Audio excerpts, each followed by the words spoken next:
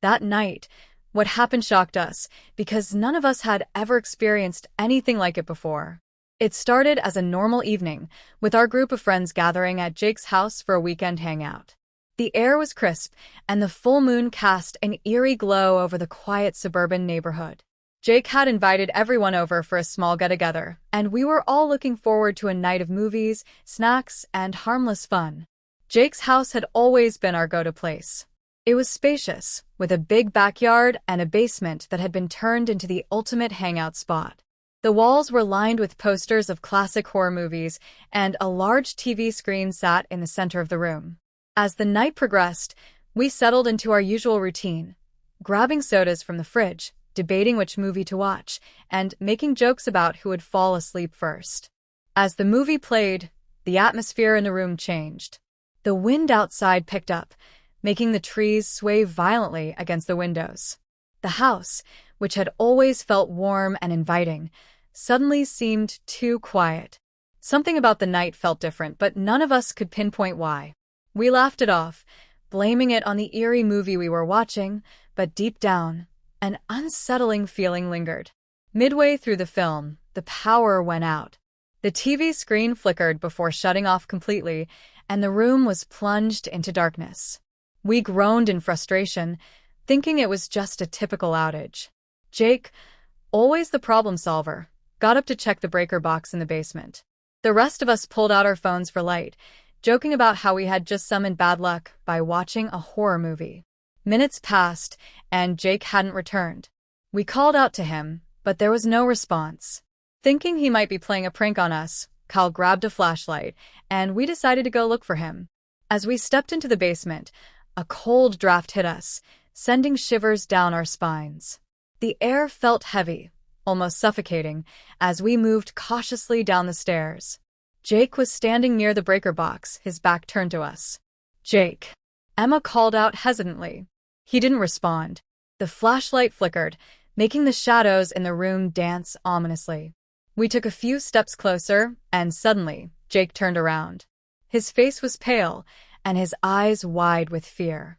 "Did you hear that?" he whispered. We exchanged confused glances. "Hear what?" Kyle asked. Jake swallowed hard. "I heard whispering, right behind me, but when I turned around, there was nothing there." A nervous chuckle escaped from Ryan. "Come on, man. "You're just spooking yourself out." But the way Jake was trembling told us he wasn't joking. Then, just as we were about to brush it off, a sound echoed through the basement. A soft, chilling whisper. The hairs on the back of my neck stood up. We weren't alone. Emma clutched my arm. "Tell me you heard that." We all had. It was unmistakable. A voice, low and breathy, murmuring something just beyond our comprehension. The flashlight flickered again, and in that brief second, we saw something moving in the corner of the room. Kyle aimed the flashlight in that direction, but there was nothing there. The air grew even colder. We backed away slowly, our instincts screaming at us to leave. Jake finally snapped out of his daze and flipped the breaker switch. The power came back on, flooding the basement with light. The eerie feeling lingered, but nothing seemed out of place. Trying to laugh it off, we hurried back upstairs, pretending it had just been our imaginations playing tricks on us. We decided to shake it off and continue our night as planned. But as we settled back onto the couch, the unease didn't leave us. Then the TV turned on by itself. The screen was filled with static. We stared at it, frozen in place, until words slowly formed within the static. "Get out." The air in the room turned ice cold. Emma screamed, and Kyle lunged forward to turn off the TV, but the remote wouldn't work. The volume grew louder, the static turning into an ear-piercing screech. Jake ran to unplug the TV, and the moment the cord was pulled from the outlet, everything went silent. We sat there, our breathing heavy. None of us could explain what had just happened. "This house is haunted," Ryan muttered under his breath. None of us disagreed. Then, the front door creaked open on its own. A gust of wind rushed inside, sending the curtains billowing. We bolted to our feet, panic taking over. Jake grabbed a baseball bat from the corner. "Everyone stay behind me," he ordered. We moved cautiously toward the door, our footsteps hesitant. The outside world looked eerily still. The moon shone brightly, casting long shadows across the yard. Jake stepped onto the porch, looking around. "There's no one here," he said, his voice shaky. Suddenly, the whispering returned.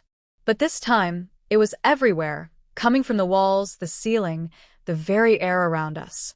We ran back inside, slamming the door shut. The whispering stopped instantly. We didn't know what to do. "We need to leave," Emma insisted. But something told us that whatever was happening wouldn't just let us walk away so easily. The night stretched on, filled with small, unexplained occurrences, a shadow darting past the window, objects moving on their own, and that ever-present feeling that we were being watched. By dawn, the house felt different. The oppressive atmosphere had lifted, and for the first time in hours, we felt like we could breathe again. We didn't talk about what had happened as we packed up our things and left Jake's house. None of us wanted to acknowledge the truth. But deep down, we all knew that night had changed everything.